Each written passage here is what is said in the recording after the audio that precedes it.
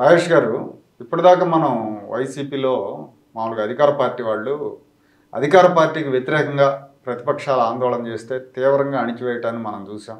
దానికి పోలీసులు సహకారం తీసుకున్నారు, గృహ నిర్బంధాలు చేశారు, అరెస్టులు చేశారు, లాఠీ చార్జీలు చేశారు, ఎస్సీల మీద ఎస్సీ ఎస్టీ కేసులు కూడా పెట్టారు.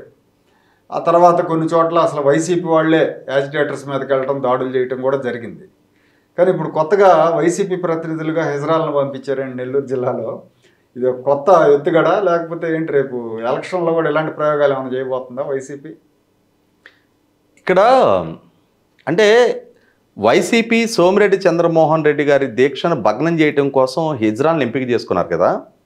ఇక్కడ గమనించుకోవాల్సిన అంశం ఏంటి అంటే, అసలు ఈ హిజ్రాలకి సంబంధించి మానవత్వపు కోణంలో ఆలోచించిన దేశంలోనే ఏకైక నాయకుడు చంద్రబాబు నాయుడు గారు.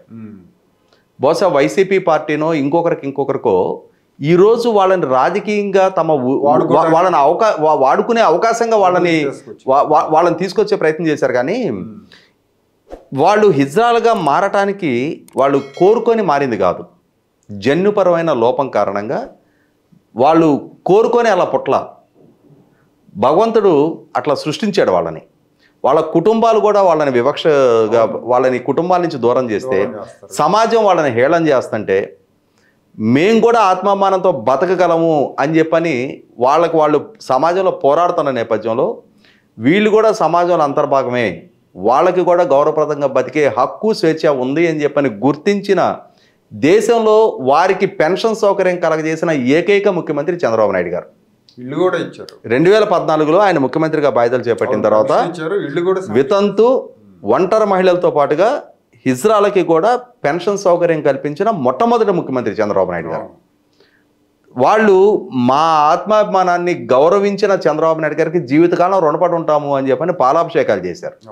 ఈ రోజు దాకా మమ్మల్ని సమాజంలో వివక్షకు గురి చేస్తున్నారు తప్ప మా కష్ట నష్టాన్ని గుర్తించిన నాయకుడే లేడు, చంద్రబాబు నాయుడు గారికి మేము జీవితకాలం రుణపడి ఉంటామని చెప్పారు.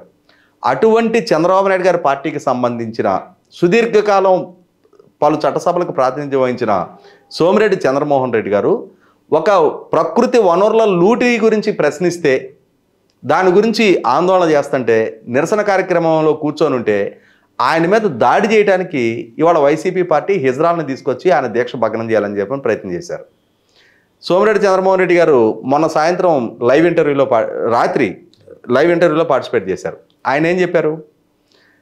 వాళ్ళని తీసుకొచ్చింది వాస్తవమే, వాళ్ళు అక్కడికి వచ్చిన తర్వాత అయ్యా మీరా మేము ఎవరో అనుకొని వచ్చాము మళ్ళీ ఈయనకి ఆశీస్సులు అందించి వెళ్ళిపోయారు వాళ్ళు. వాళ్ళకి మానవత్వం ఉంటుంది. ఇవాళ హైదరాబాద్లో చూస్తాం మనం, ఏ శుభకార్యం జరిగినా వచ్చి ఆ శుభకార్యం దగ్గర ఆశీస్సులు అందించి వెళ్తారు వాళ్ళు. అటువంటి వాళ్ళని ఒక అరాచక శక్తులుగా మార్చాలని చెప్పని వైసీపీ పార్టీ ప్రయత్నం చేయడం అనేది వాళ్ళ విఘ్నత. అది ఇక్కడ హిజ్రాలు వాళ్ళ సంస్కారాన్ని వాళ్ళు కాపాడుకున్నారు. వీళ్ళు వాళ్ళని చెడు కార్యక్రమాలకు ఉపయోగపెట్టాలని అనుకున్నా వాళ్ళ విఘ్నత కోల్పోలా. వాళ్ళు చాలా పక్కాగా వాళ్ళ సంస్కారాన్ని నిలబెట్టుకొని చంద్రబాబు నాయుడు గారు వల్ల వాళ్ళకి జరిగిన ప్రయోజనాన్ని గుర్తు చేసుకొని సోమిరెడ్డి చంద్రమోహన్ రెడ్డి గారికి ఆశీస్సులు అందించి వెళ్ళిపోయారు. అయితే ఇక్కడ మనకు స్పష్టమవుతుంది ప్రభుత్వ వైఖరి, అధికార పార్టీ నాయకుల నైజం. మీరు ప్రస్తావించినట్టుగానే చాలా సందర్భాల్లో గమనించాం మనం. గౌరవ హైకోర్టు న్యాయమూర్తులు ప్రభుత్వానికి వ్యతిరేకంగా తీర్పులు ఇస్తే న్యాయమూర్తులకు వ్యతిరేకంగా సోషల్ మీడియాలో జుగుత్సాకరమైన పోస్టులు పెడతారు, బెదిరింపులతోటి ప్రెస్ మీట్లు పెడతారు, వాళ్ళకి కుల అభిమానం ఆపాదిస్తారు, దురుద్దేశాలు ఆపాదిస్తారు. వాళ్ళని చంద్రబాబు నాయుడు గారు రాసిచ్చిన జడ్జిమెంట్లు వీళ్ళు చదువుతున్నారు అని చెప్పని రాజకీయ ఎజెండాని వాళ్ళకి ఆపాదించే ప్రయత్నం చేస్తారు, ఎమోషనల్గా వాళ్ళని బ్లాక్మెయిల్ చేసే ప్రయత్నం చేస్తారు. తెలుగు వ్యక్తి గౌరవ సుప్రీంకోర్టు ప్రధాన న్యాయమూర్తిగా బాధ్యతలు చేపట్టబోతున్నారు అని అంటే ఆయన్ని అడ్డుకోవడానికి స్వయంగా ముఖ్యమంత్రి గౌరవ సుప్రీంకోర్టు ప్రధాన న్యాయమూర్తి గారికి లేఖలు రాస్తారు. రాజధాని ప్రాంతానికి సంబంధించి కులాలను ఆపాదిస్తారు. రాజధాని ప్రాంతంలో ఉద్యమం చేస్తున్న మహిళల్ని వాళ్ళ వ్యక్తిత్వ హన్నానికి పాల్పడతారు. వాళ్ళని రియల్ ఎస్టేటు వ్యాపారులు అంటారు, వాళ్ళని పెయిడ్ ఆర్టిస్టులు అంటారు.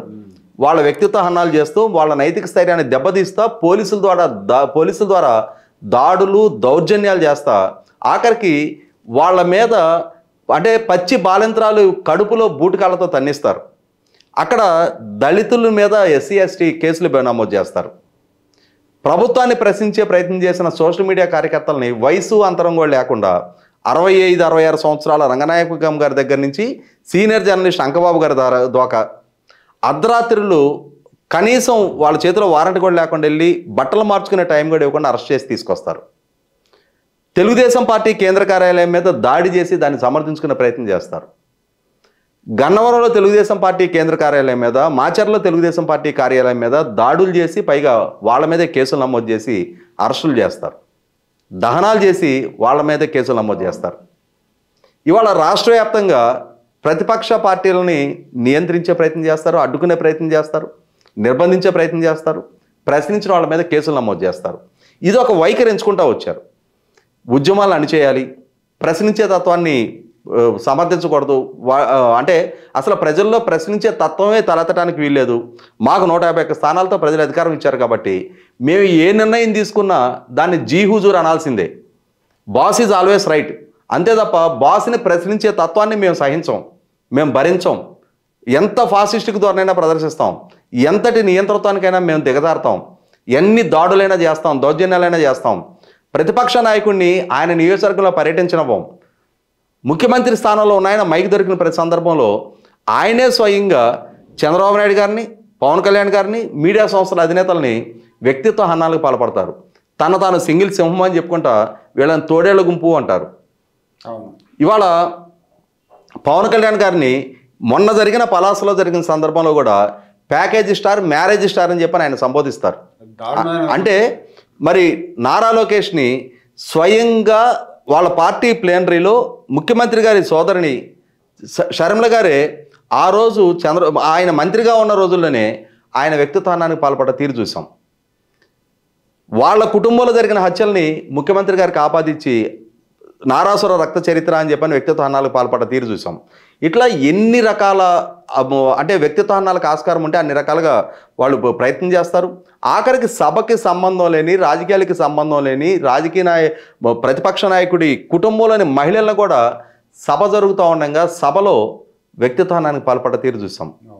ఇటువంటి వైఖరి కొనసాగింపులో భాగంగానే నిన్న సోమిరెడ్డి చంద్రమోహన్ రెడ్డి గారు అక్కడ జరుగుతున్న ప్రకృతి వనరుల లూటీ గురించి ప్రస్తావిస్తే ఆయన మీద ఇటువంటి దాడికి ప్రయత్నం చేశారు.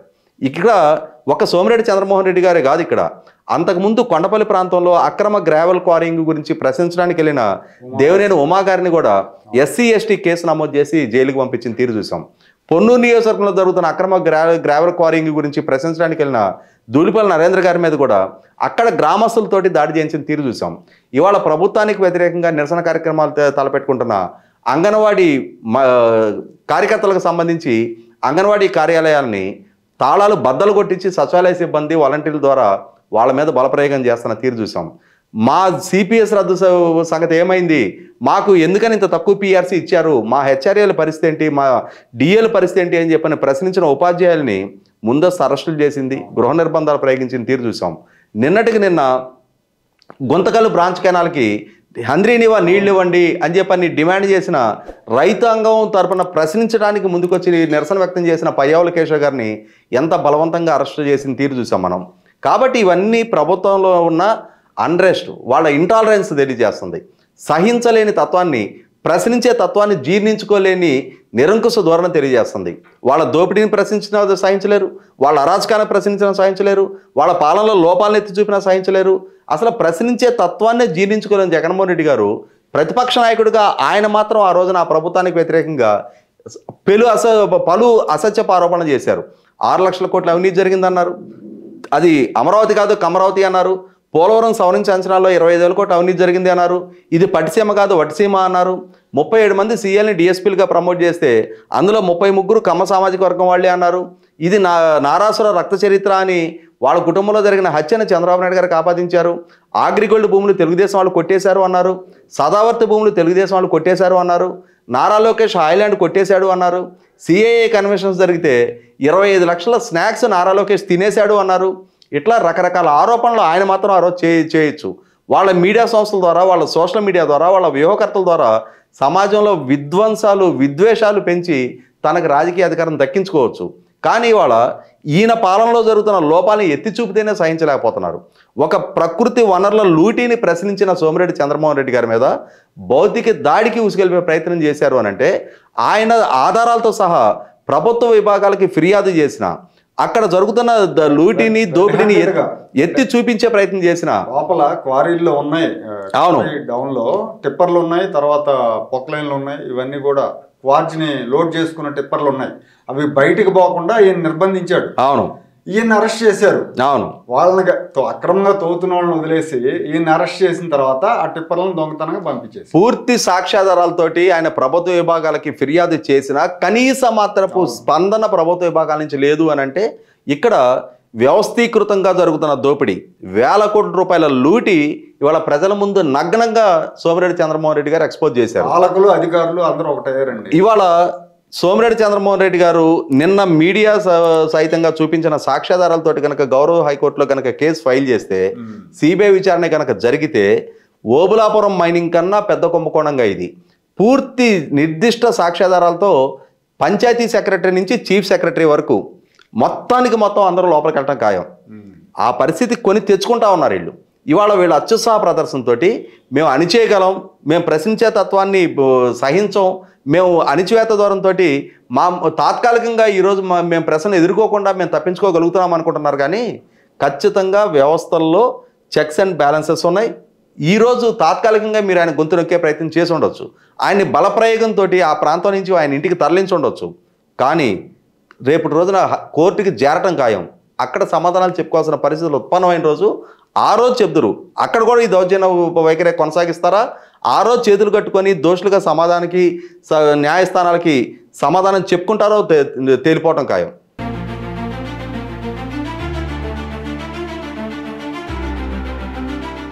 Like, share and subscribe to Rajaniti channel.